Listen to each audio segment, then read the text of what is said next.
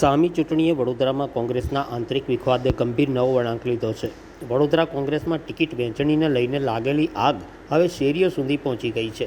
Ticket વહેંચણીમાં મુસ્લિમ સમાજની અવગણનાના આક્ષેપ સાથે કાર્યકરોનો રોષ ફાટી નીકળ્યો છે, જેના કારણે શહેર પ્રમુખ ઋત્વિજ જોશી અને પ્રદેશના અગ્રણીને જાહેરમાં શરમજનક સ્થિતિમાં મુકાવવું પડ્યું છે. મુસ્લિમ સમાજના આગેવાનો અને યુવાનોએ શહેર પ્રમુખ ઋત્વિજ જોશીની ગાડી અટકાવી ભારે વિરોધ પ્રદર્શન કર્યું હતું. આક્ષેપ છે કે વર્ષોથી વફાદાર રહેલા સમાજને ટિકિટ આપવામાં અન્યાય થયો છે અને ટિકિટોના સોદા પડ્યા છે. યુવાનોએ સીધો સવાલ કર્યો છે કે પૈસા લઈને ટિકિટ વેચાય છે, હવે કેટલા વોર્ડમાં કોંગ્રેસ નહીં ચાલે. હું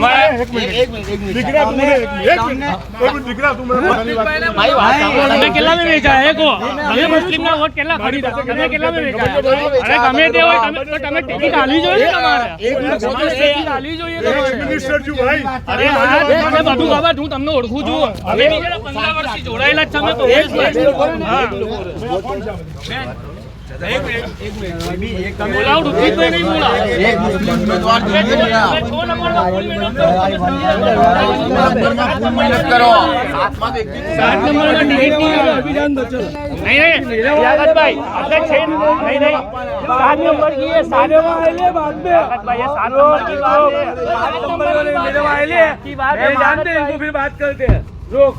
मेरे वाले कुछ भी बड़ा खाना नहीं चाहिए. अपने 6 नंबर में फुल सपोर्ट है. मैं यूं बोल रहा हूँ, ये 7 नंबर का है, ये 7 नंबर की बात है, 6 नंबर की नहीं है.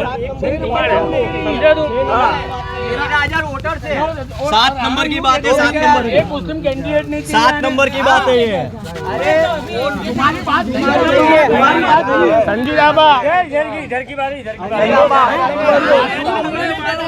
7 संजू बाबा तुम्हारे मेहनत करेगा. हमारे लिए हम मेहनत करेंगे. चल आवाज आई जावे.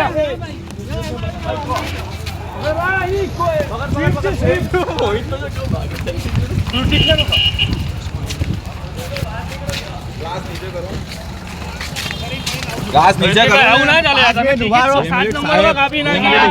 એવું નહીં, તમે 7 નંબરમાં વોટમાં ટિકિટ જ કાપી નાખી. મુસ્લિમની 13,000 ની વોટ, 13,000 ની વસ્તી છે અમારી યાર. તમે મુસ્તકીમની નહીં કાપી છે યાર. તમે કાયદેસર કાપી છે. તમે હરીશભાઈ યા મુસ્તકીમ બંને મેથી એક તો આપો. તમે वोट नहीं मारो.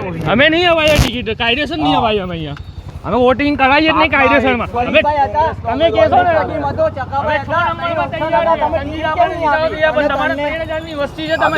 ભાજપમાં વેચાઈ ગયા. તમે પૈસા લઈને વેચાઈ ગયા ટિકિટ ના લીધે. તમે ચારો ચાર 8 નંબરમાં ચાલે નહીં કોંગ્રેસ. બરાબર છે. 7 નંબરમાં કોંગ્રેસ નહીં ચાલે.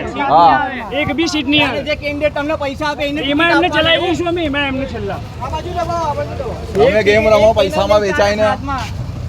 એક પણ નહીં આવે 7માં કોંગ્રેસ નો ઉમેદવાર.